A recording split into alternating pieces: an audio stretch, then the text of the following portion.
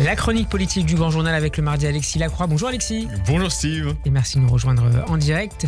Je rappelle que vous êtes le directeur de la rédaction d'Actualité Juive. Alexis, retour sur la réunion organisée hier à l'Elysée autour de 7 dirigeants européens et de responsables de l'OTAN et de l'Union européenne. Une réunion d'urgence organisée la veille du démarrage des négociations entre Américains et Russes à Riyad sur l'avenir de l'Ukraine. Je disais à l'instant que cette première réunion s'était terminée il y a moins d'une heure à Riyad en Arabie Saoudite. Une réunion précédée par un appel du président français à Donald Trump. Alexis, est-ce qu'il est néanmoins un peu trop tard pour les Européens pour espérer peser sur ce dossier? Alors, je sais bien qu'il y a des théories dans l'histoire qui parlent du trop tard, évidemment. Vous voyez, on a tardé à résoudre un problème et ensuite on est dépassé ou pris de vitesse par les événements. À titre personnel, puisque c'est une chronique qui assume sa subjectivité avec vous, et je rassure nos auditeurs, je ne me présente pas encore à la présidentielle, contrairement à ce que vous avez suggéré. Et le moins important est encore ici. Voilà. Eh bien, je pense que non. Je pense qu'effectivement, il est encore temps de réagir. Et d'ailleurs, on voit bien, c'est à l'instigation d'Emmanuel Macron, mais il n'est pas le seul en réalité. Il y a d'autres chefs d'État européens. On pense à Keir Starmer en Grande-Bretagne, à Olaf Scholz en Allemagne, mais même probablement, il faudrait sonder un Zelleker, mais à Giorgia Meloni en Italie, qui ne souhaite... fait une apparition remarquée et tardive hier à cette réunion. Oui, tardive, d'accord, mais qui, je crois, quand même, comment dire, partage une sorte d'approche commune, ont une convergence de vues sur le fait qu'il ne faut pas que derrière le paravent de ce qu'on appelle la diplomatie transactionnelle de Donald Trump et de ses hommes se cachent deux choses.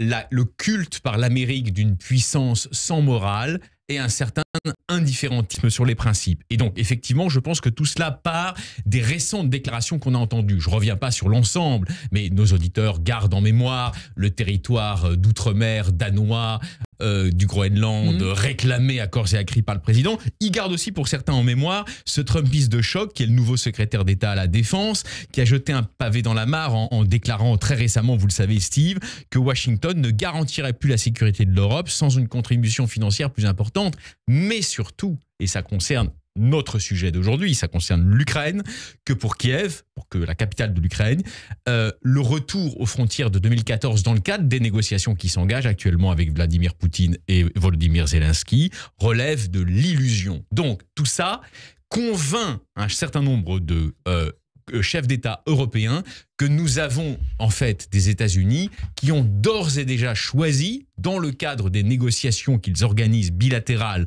entre la Russie et l'Ukraine, de donner un net avantage stratégique à Poutine. Et vous m'autorisez une parenthèse dans la parenthèse. Vous vous souvenez, vous le savez mieux que quiconque, que Raymond Aron, dans les années 50, les contextes évidemment sont très différents, pendant la guerre froide, il avait fait ce portrait au scalpel de ce qu'il appelait le compagnon de route. Qui étaient les compagnons de route? C'était ces intellectuels, ces journalistes, ces militants, qui étaient tous derrière Moscou, tous derrière l'Union soviétique. Nous avons en Europe aujourd'hui, ne les nommons pas, mais ils existent, des compagnons de route de la vision trumpiste du monde. Et je crois qu'effectivement, par distinction, par différence avec ces compagnons de route, il y a, chez les chefs d'État européens, dont on pense par ailleurs ce qu'on veut, la volonté de mener une épreuve de volonté, face à l'hégémonisme néo-impérial de ces États-Unis-là. Je n'ai pas dit des États-unis, mais Alexis, de ces États-Unis-là. Est bien présente. Est-ce que les Européens disposent néanmoins des leviers, leur permettent des leviers d'action et pas seulement de volonté? Bon, comme à l'accoutumée, vous posez évidemment les bonnes questions. Bon, vous avez raison, il ne faut pas se bercer trop d'illusions. Nous n'avons pas, pour l'instant, cette Europe puissance et cette Europe de la défense qu'un certain nombre d'ailleurs de militants de l'intégration européenne appellent depuis de nombreuses années. Il se trouve que Macron en fait partie. Mais vous savez, j'allais vous répondre aussi sur un autre plan.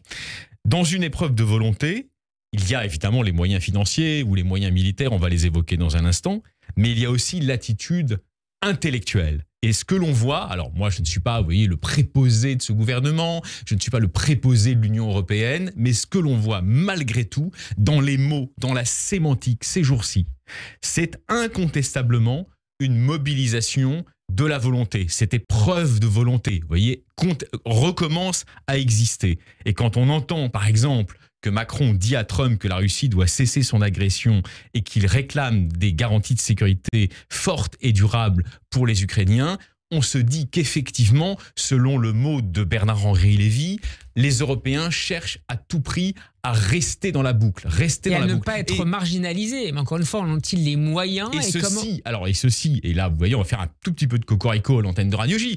Ceci passe quand même aussi par des initiatives françaises. Et je crois que sur ce plan-là, nous avons eu maintes occasions de le critiquer, voire de le fustiger. Mais sur ce plan-là, il est absolument incontestable que le président de la République française, Emmanuel Macron, joue son rôle. Et vous imaginez qu'il pourrait jouer, Alexis, pardon, je vais le dire avec mes mots, il joue son rôle de ligne de défense face à ce nouvel axe diplomatique, qui n'est pas un axe militaire, mais à ce nouvel axe diplomatique Washington-Moscou, qui est effectivement à terme dangereux pour l'Europe. Il pourrait être le leader de cette Europe souveraine, profitant la fragilisation, je termine ma question, la fragilisation du chancelier Olaf Scholz. On est à 10 jours des élections législatives en Allemagne, et alors que malgré tout, des divisions entre les partenaires sont patentes, notamment sur le possible envoi de troupes au sol aux côtés des Ukrainiens. On est bien d'accord. Alors, peut-être qu'effectivement, un envoi de troupes au sol aux côtés des Ukrainiens n'est pas la meilleure